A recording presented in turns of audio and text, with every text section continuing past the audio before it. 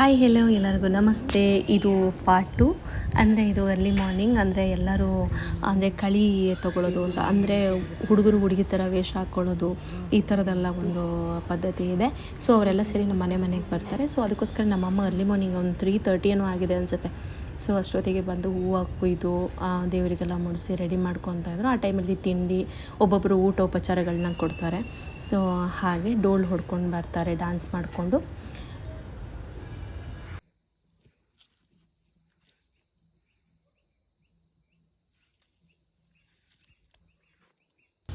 ಬಿಕೋ ಅಂತಿದೆ ನೋಡಿ. ದಾಸವಾಳೆಲ್ಲ ಬಾಡಿ ಬೈತಮ್ಮ. ಅದು ಉಂಡು ಅಚ್ಚಕ್ಕೆ ಕಾಕಡೆ ಉಂಡು. ಇರಿ ಬಾ ಇಲ್ಲಿ ಬಾ ದಾಸವಾಳ.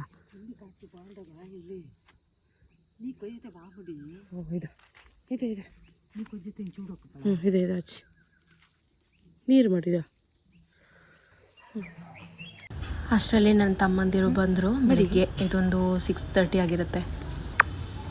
ಹಾಗೆಯೇ ಅಷ್ಟರಲ್ಲಿ ಇದೆಲ್ಲ ನಾರ್ಮಲ್ ಆಗಿ ಬೆಳಗಿನ ಜಾವ 3 ಗಂಟೆ 4 ಗಂಟೆಗೆ ಅಂತ ಬರುತ್ತೆ. ಈ ಸಲನೇ ಫಸ್ಟ್ ಟೈಮ್ ಬೆಳಕು ಹರಿದ ಮೇಲೆ ಬಂದಿರೋದು.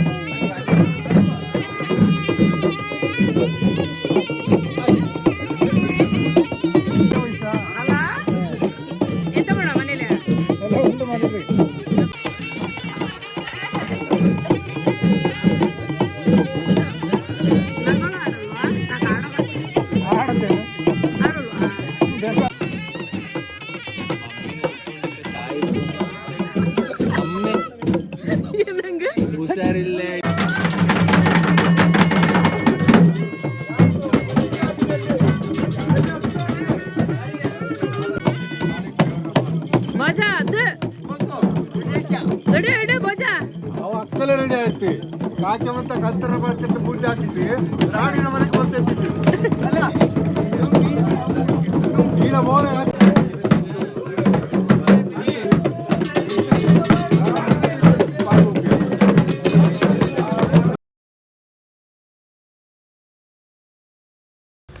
ಹಾಗೆಯೇ ಇದು ಮುಗಿಸ್ಕೊಂಡು ಹೋದ್ಮೇಲೆ ಮನೆಯನ್ನೆಲ್ಲ ಶುದ್ಧ ಮಾಡಿ ಆಮೇಲೆ ದೇವಸ್ಥಾನಕ್ಕೆ ಹೋಗ್ಬಿಟ್ಟು ಬರ್ತಾರೆ. ಹಾಗೆ ಇವತ್ತು ನಮಗೆ ಶ್ರದ್ಧಾಂಜಲಿ ಕಾರ್ಯಕ್ರಮ ಆಯಿತು AT ರಘು ಅಂಕಲ್ದು. ಇವರು ಯಾರು ಅಂದರೆ ನಿಮಗೆಲ್ಲರಿಗೂ ಗೊತ್ತಿರುತ್ತೆ. ಅಂಬರೀಷ್ ಸರ್ದು ಸಿನಿಮಾಗಳನ್ನು ಡೈರೆಕ್ಷನ್ ಮಾಡಿದಂತಹ ಒಬ್ಬ ಡೈರೆಕ್ಟರ್. ಇವ್ರ ಮೂಲಕನೇ ನಾನು ಕನ್ನಡದಲ್ಲಿ ಮೊದಲೇ ಇದ್ದೆ, ಬಟ್ ನನ್ನ ಕೂರ್ಗ್ ಅಂದರೆ ನಮ್ಮ ಕೊಡಗು ಸಂಪ್ರದಾಯದ ಸೀರಿಯಲ್ ಆಗಿರ್ಬೋದು, ಸಿನಿಮಾಗಳಿಗಾಗಿರ್ಬೋದು, ಇವರಿಂದನೇ ನಾನು ಮೊದಲು ಎಂಟ್ರಿ ಆಗಿದ್ದು. ಸೊ ಅದು ಶ್ರದ್ಧಾಂಜಲಿ ಕಾರ್ಯಕ್ರಮನ ಮುಗಿಸ್ಕೊಂಡು ಮತ್ತೆ ದೇವಸ್ಥಾನ ಕಡೆ ಹೊರಟೆ. ಸಂಜೆ ಎಲ್ಲರೂ ಸೇರಿಕೊಂಡು ಟೆಂಪಲ್ಗೆ ಬಂದ್ವಿ.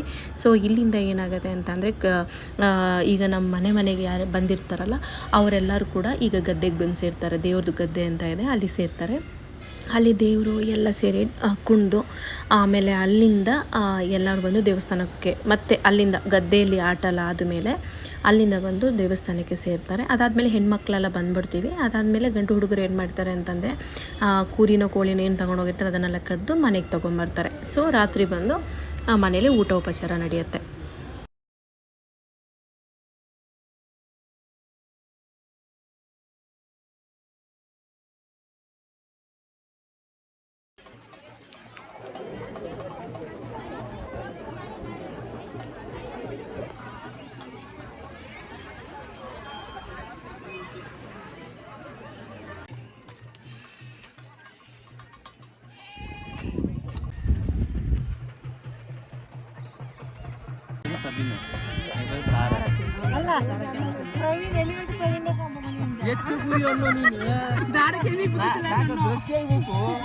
ನಂಗೆ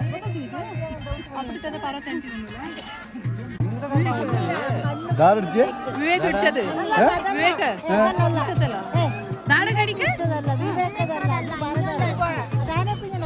ಗೋಜು ಗೋಜು ಅಲ್ಲಿ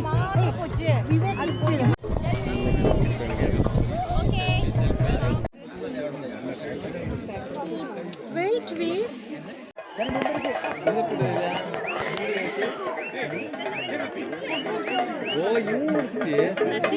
ಸಚಿನ್ ಕಡೆ ಸಚಿನ್ ಅಣ್ಣರ ಅನ್ನನಿಲ್ಲ ಸಚಿನ್ ಅಣ್ಣರು ವೇಟ್ ವೇಟ್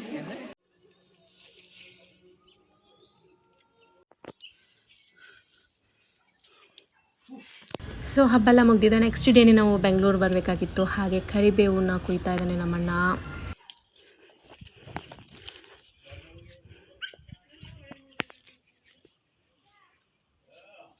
ಭಾರಿ ಹೊತ್ತು ಮಾಗೆ ಮರ ಚಕ್ಕೆ ಮರ ಇಂಥದ್ದು ಭಾರಿ ಹೊತ್ತು. ಕಂಡಾಡ್ತ ಇನ್ನೊಂದು ತಟ್ಟು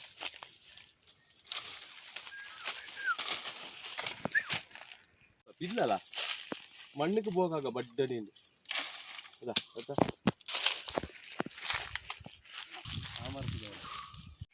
ಹಾಂ